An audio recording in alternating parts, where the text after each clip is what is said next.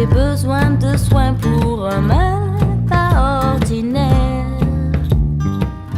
La idea de Pierneta surge cuando, viendo estos cuadros con un amigo, a él la pierna de la mujer y estas otras le sugirió que nos hacían una peineta. Y entonces dije yo, no será peineta, será en este caso pierneta.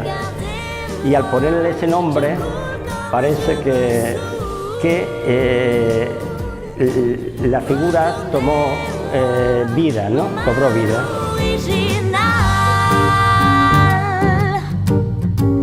Ne cherche pas d'horreur dans mes cris de douleur.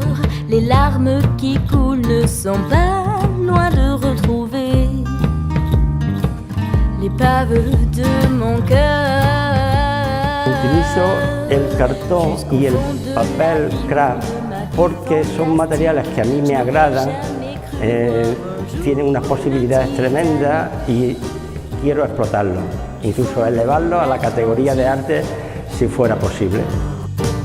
Regardez-moi, je coule comme je me saoule. Redonnez-moi mon mal original. Épargnez-moi vos sourires sans rire. Relâchez-moi. El proyecto de Pierneta lo sigo desarrollando con nuevas propuestas. Empecé con la pintura, ahora estoy con la escultura y tengo en mente incluso proyectar el edificio Pierneta, cosa que no creo que me cueste mucho porque soy arquitecto. Différentes couleurs, gris comme les nuages, rouge comme la peur, et c'est un rien qui fait tout.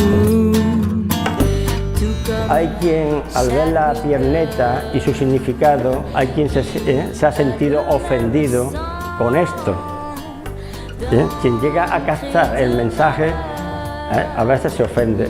Quiero dejar bien claro que la intención no era la de ofender a nadie, simplemente fue como un divertimento que está llegando a esto.